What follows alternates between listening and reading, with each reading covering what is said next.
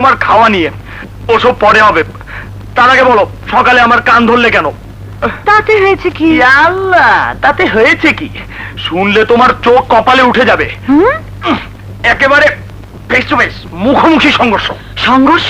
হ্যাঁ। কোথায়, কার সাথে? এক কাল না জিনিসের সাথে। হ্যাঁ, বলিস কি? ছবল মারেনি তো? ছবল তা প্রায় মেরেই বসেছিল, অল্পের জন্য রক্ষা পেয়েছি।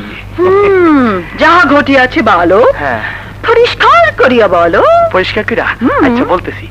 সকালবেলা আমি কলেজ করিডোর দিয়ে যাচ্ছি আচ্ছা। এবং যাইতেছি, আচ্ছা আচমকা উল্টো দিক থেকে এক মেয়ে নামক দানবী এসে আমার সাথে জোরে খেলো এক ধাক্কা। ওরে বাপরে বাপ! ধপাস করে পড়ে গেলাম দুজন।